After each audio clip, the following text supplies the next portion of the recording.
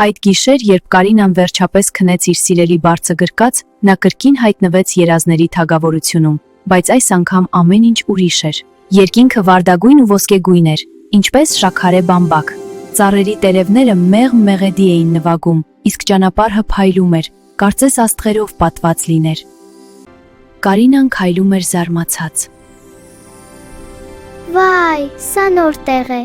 Հանկարծ դիմացից թռչելով եկավ փոքրիկ փայլուն թիթեր, բայց նրա թևերը աստղերից էին։ Կարինա, օգնության կարիք ունենք։ Ինչ է պատահել։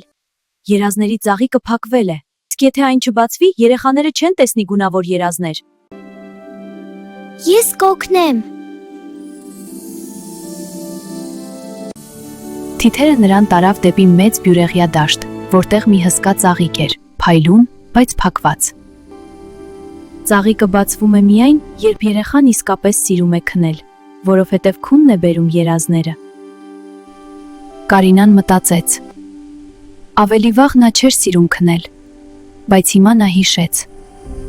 մայրիկի ջերմ համբույրը, մեղմ լույսը և իր կախարդական երազները։ Նա մոտեցավ ծաղկին, ձեռքերը դրեց սրտի վրա ու ասաց. Ես սիրում եմ քնել, որովհետև քնելիս գնում եմ արկածների։ Հանկարծ ծաղիկը բացվեց։ Երկինքը լցվեց գույներով, փոքրիկ աստղիկներ թռչեցին շուրջը։ Թիթերը ցապ տվեց։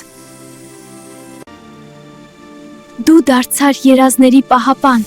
Կարինայի զգեստը սկսեց փայլել, իսկ մազերի մեջ փոքրիկ աստղ հայտնվեց։ Հեռվում լսվեց մայրիկի մեղմ ձայնը։ Նա ինձ կանչում էր ասելով ժամանակն է արթնանալու, բայց ես ուզում էի մնալ այս կախարդական աշխարհում ավելի երկար։ Դա այնքան հրաշալի էր։